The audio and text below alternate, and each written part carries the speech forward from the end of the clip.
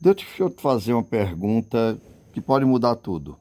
Tu já paraste para pensar que talvez o maior obstáculo que existe entre tu e uma vida com mais sentido, mais leveza, mais liberdade, seja tu mesmo, tu mesma?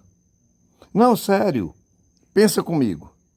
A gente passa a vida inteira buscando ser alguém, construindo uma imagem, defendendo território, acumulando coisas e afetos como se fossem troféus. Aí, de repente, nós nos deparamos com Jesus lá no meio da multidão. Ele olha para essa gente, para esse monte de gente que o segue, a galera toda animada, curtindo os milagres, o bom papo e solta a bomba. Quer me seguir? De verdade? Então esquece. Esquece tudo. A família, os planos, a tua própria vida como tu a conheces. Pegue o teu sofrimento, a tua carga de cruz, a tua cruz. Vem comigo. Parece radical demais. Parece até um discurso de ódio, não é? É aí que a gente se engana. O que Jesus está propondo não é uma vida de privação, mas a maior libertação. A maior libertação que tu podes experimentar. Ele não está falando de odiar ninguém.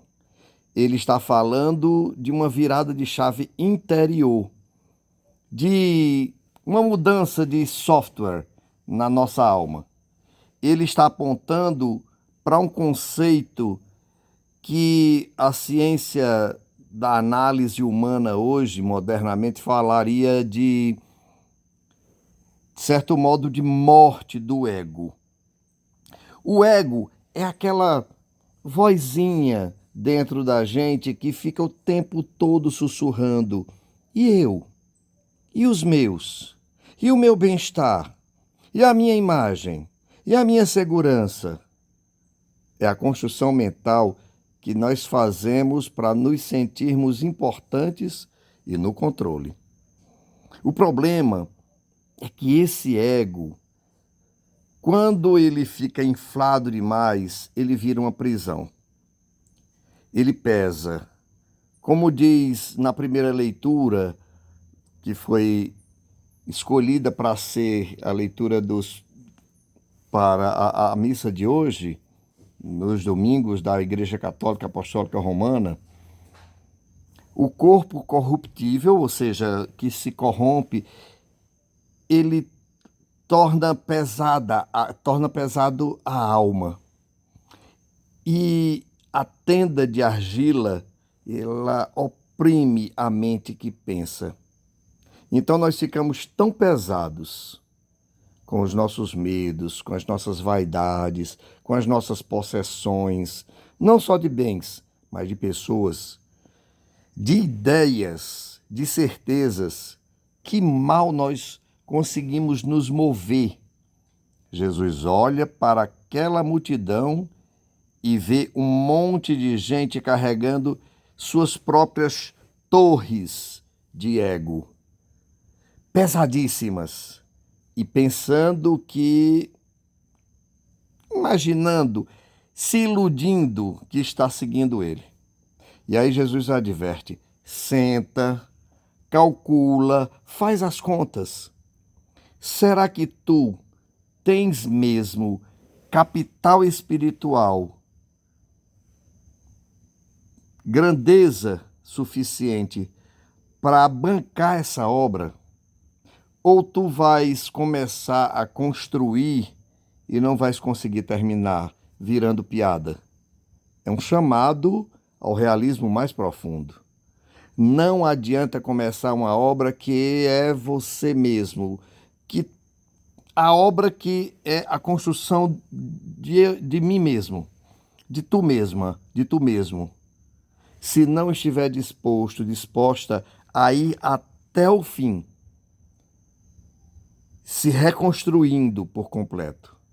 O risco é ficar preso numa construção pela metade, num projeto de vida que não vai para lugar nenhum, cheio de boas intenções, mas sem um alicerce firme. A outra parábola é ainda mais direta. Você não entra numa guerra sem saber se pode vencer. A vida espiritual é exatamente assim. Isso mesmo. Não é brincadeira. Não é uma brincadeira de final de semana. A vida é um conflito real contra tudo o que nos oprime e diminui a vida. Se a vida não tem um exército interior treinado na fé, na esperança, no amor, a gente se arrepende na primeira dificuldade. Jesus está nos prevenindo contra o auto-engano, contra aquele entusiasmo vazio que some quando a coisa aperta, quando a realidade começa a ter dificuldade. Carregar a cruz não é sobre sofrimento, sobre buscar sofrimento. É sobre estar disposta a pagar o preço da liberdade. É sobre esvaziar o ego para que algo possa habitar em mim, em ti. É morrer para aquele eu pequeno, mesquinho, assustado e controlador, para nascer para um eu verdadeiro, conectado com os outros, com Deus, com a natureza, com a vida em abundância. É a mesma lógica que Paulo, na segunda carta escolhida pela Igreja Católica Apostólica Romana, quando ele fala para Filemon sobre Onésimo, que na época era o escravo de Onésimo que havia fugido. Onésimo é uma propriedade, um objeto no ego de Filemon. Paulo pede que Filemon faça essa morte do ego de senhor e dono e veja Onésimo não um escravo, mas um irmão querido. É uma revolução interior. É uma revolução que, inclusive, antecede e provoca toda a revolução social. Renunciar a tudo, como Jesus pede no final, é renunciar à lógica de posse que domina o mundo e nos domina também por dentro. É entender que nada, nem as pessoas, nem os bens, nem a nossa própria vida nos pertence ao fim e ao cabo.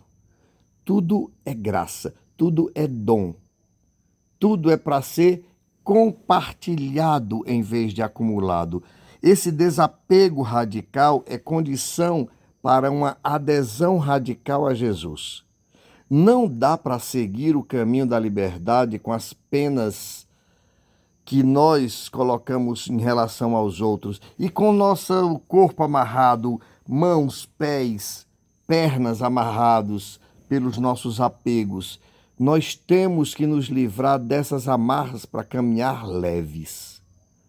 A sabedoria de que fala a primeira leitura é exatamente essa: a capacidade de discernir o que é essencial do que é acidental, o que liberta do que prende.